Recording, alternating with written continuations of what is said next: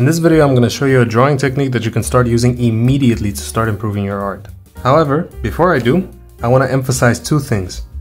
First of all, even though I said you can start using this technique immediately, which you can, I want you to acknowledge the fact that it's going to take time to get good at using this technique. And second thing, I want you to promise me that you're at least going to try to use this technique before you give up. Because it's not a very easy one. Now, okay, that's enough talking. Let me just tell you. The technique that I'm talking about is cross-hatching. Now stay with me, don't click off yet. I know that cross-hatching can seem a little bit intimidating, but trust me, it's nothing special. Sure, it might be a little difficult in the beginning, but if you actually try and put in some effort, it doesn't even have to be a lot, but just some effort to try and learn how to cross-hatch, I guarantee you will learn it way faster than you ever would have expected. At least that was the case with me. Now, quick story time. I had known about cross-hatching for a very long time in my art career, but I had always shied away from it because I was too intimidated by it. Until eventually I came across a creator on YouTube called Sheldcroft. I'll leave a link to their channel down below. They have some amazing art. They made a video drawing Madre Susano, and they did it with a ballpoint pen using cross-hatching. And after I saw that video, I felt really inspired. And I was like, you know what, I'm gonna try that. And I tried to copy their drawing to as best as I could, and this is how it turned out. Now, to this day, I am still super proud of this drawing. Obviously, I do think I could do it a little bit better now, but this is all the way back in 2021. And this was my first ever attempt at cross-hatching. And after that, I just kept cross-hatching again, and again, and again, and again. And now, I cannot make a drawing without using hatching or cross-hatching of some kind, because it has just been such a massive contributor to my improvement in art. And hopefully it will be for you too. And if you've watched this far into the video, I assume that you're at least a little bit interested in what cross-hatching actually is. So let's get on with the tutorial side of things. Hatching is basically a shading technique where you use parallel, evenly spaced lines to create kind of a tone effect. So something like this. The more layers of hatching that you add to a specific area, the darker that area is going to be.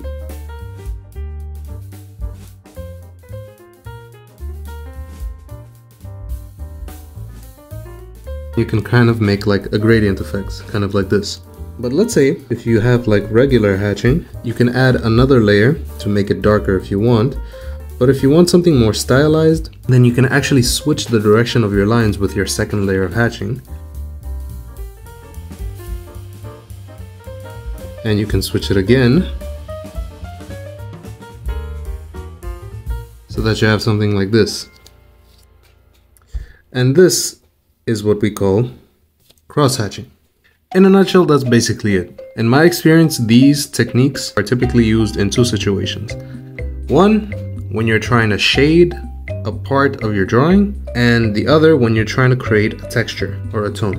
Now, why would you ever use hatching or cross-hatching over something like blending? Well, these techniques create a pattern that's kind of visually appealing to the eyes, and it creates a really nice image when you look at the bigger picture. Now, obviously, if you just look at these two boxes that I drew here with some hatching, obviously the hatching doesn't look like anything special, but that's kind of the point. You're not really supposed to just look at the hatching or the cross-hatching themselves.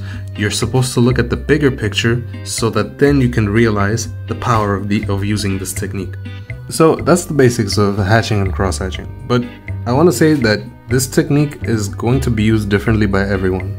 And I mean everyone. Because, for example, some artists are right-handed and other artists are left-handed. And what does that have to do with anything? It has to do with the direction that you stroke the pen.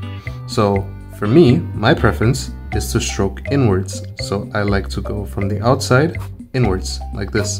But you might be an artist that prefers to draw outwards like this. And if you're left-handed, you might be more accustomed to stroking like this. So before you even try to hatch or cross-hatch, you have to figure out your preferences when it comes to how you do your strokes. And then we have to talk about speed, because cross-hatching, or hatching for that case, is not really a technique that you can do slowly. Why? Because the part that makes or breaks cross-hatching and hatching is the consistency of the lines. And when it comes to the consistency of the lines, there are two aspects. There's the line direction, so your lines have to be parallel. At least lines that are on the same layer always have to be parallel. Okay, so I'm gonna have to stop myself right there because no, they don't always have to be parallel. In fact, some artists intentionally make their lines non-parallel because they're trying to achieve a certain effect. For example, the mangaka of Bleach often does this because he wants to convey kind of a chaotic mood. If your art focuses more on realism, then you would have to do cross-hatching that follows the contour of the object, so then your lines wouldn't be parallel either. And even I don't always make my lines parallel, especially when I'm shading in hair. So no, they don't always have to be parallel, but in most cases, yes, they are. And the other thing is line stability. There cannot be a wobble in your lines, otherwise it's going to throw off the consistency. And line consistency comes with determining a speed that you're comfortable with. A speed that is not too slow, but also not too fast. If you try to draw a line too fast, you won't really be able to aim your line properly. So let's say I want to draw a line connecting these 2 points. If I'm too fast, I might actually miss my mark. And this throws off my line direction, so my lines are not going to be parallel if I go too fast. But on the other hand, if I go too slow, that's going to throw off my line stability. Let's say I go really slow. See how my line is not straight? It's kind of wavy like that. That's what happens if you go too slow. So you kind of want to pick a speed. Oops, that was embarrassing. Let me try again. You kind of want to pick a speed that's not too fast and not too slow, so that you can maintain consistent line stability and consistent line direction. Why am I only noticing so many mistakes after I finish recording the video? God damn it. So in the video I said consistent line direction, but what I actually meant to say was consistent line spacing, because if you draw your lines too fast, you won't be able to maintain that consistent line spacing between each and every line in the cross-hatching. And if you go too slow, because of how unstable your line is, it's not going to be straight, and that's also going to affect the line spacing. Sorry that I'm pausing the video so much, it's just I cannot believe that I left out such important details. Now this is a tip when it comes to line weight. If you're using a ballpoint pen like I am, the more you tilt your pen so it is horizontal with the page, the thinner your line is going to appear. But that's a whole different story when it comes to G pens and dip pens and all of that stuff. I have no experience with that, so I really cannot teach you anything. And since we're on the topic of equipment, I'm just gonna say that if you have something like micron pens or like fine liner pens, obviously that's gonna be ideal to use these techniques, but I've never had any of those. Well, actually, I think I've had 1 micron pen in my life, and a grand total of 1 art piece on my Instagram uses cross-hatching with that liner. What I'm trying to say is that you do not need anything fancy to start off with. I've been using this pen for a very long time, and it has served my purposes very well. And this is just a regular school pen. So now I'm gonna call back to a YouTube short that I made like 2 years ago, where I drew L from Death Note, one of my favorite animes to this day, by the way. And I made that short before I started using cross-hatching, so to shade in like the hair and the shirt, I literally just used blending and I smudged everything with my finger. I'm gonna redraw that same exact drawing, but this time I'm going to use cross-hatching, just to kind of show you how much cross-hatching can really impact some of your pieces. Oh, and actually before I do that, I actually forgot to mention some beginner mistakes. So you want to carry around like a piece of tissue with you, because as you cross-hatch, ink is going to start to build up at the tip of the pen, and when that happens you want to wipe that excess ink off, because it's just going to leave a giant stain that's going to completely ruin your piece. So always just have a piece of paper so that you can occasionally wipe off the excess ink from your pen. Something else is that you want to avoid doing long strokes. So if you have like a big area that you need to shade in, you want to avoid doing long strokes like this, because again, that's going to throw off your line stability. And you know, my line stability isn't that bad, but that's also because my line spacing is pretty large in this example.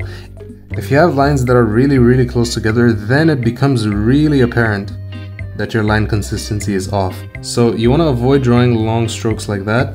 You want to do small consistent strokes, and then you're going to continue from where your last strokes left off, kind of like this. And it doesn't have to be perfect. Mine are almost never perfect, but that's the thing. It is the bigger picture that actually matters. Okay, that's enough talking. Let's just get into this redraw.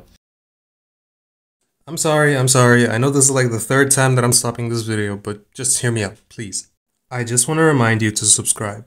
I know it's really annoying when a random nobody YouTuber like me begs people to subscribe to their channels, but come on, just think with me here. If you've watched this far into the video, then obviously you're enjoying the content. So why don't you do us both a favor and subscribe so that you will never miss an upload, and then I can go to bed with my self-esteem intact. My channel is coming close to 500 subscribers, and it would be really dope if I could get monetized by the end of the year. So it would mean a lot to me if you could subscribe. Anyways, enjoy the rest of the video.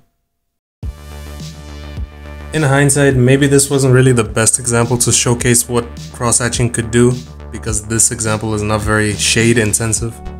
But at the same time, this was one of the only pieces that I have where I actually used blending, because I've been cross-hatching for such a long time. And you'll see in a moment how I shaded the hair. I guess that kind of counts as cross-hatching, but it's not cross-hatching in the traditional sense that I explained it in. This also calls back to that part of the video where I said that your lines aren't always going to be parallel. Well, yeah, when I was shading the hair, my lines were definitely not parallel. But of course, I have many other examples on my Instagram that I can use to prove my point. The difference is that I won't have a before and after to kind of showcase how much I've improved. Like, look at this Sukuna drawing that I did. The texture for the Jujutsu High uniform was done solely with cross-hatching. It was the same with this drawing of Yuji that I did. You can see if you have enough precision and if you're patient enough, you can really achieve some results that would just be impossible to replicate with just regular blending.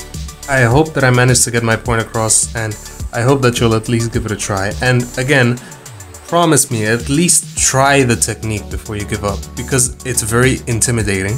But it's not difficult to learn, I promise you. If the video was helpful, drop a like, sub, comment, all of that good stuff. If there are any video suggestions you want to see me do, just drop them in the comments below and I will respond to them.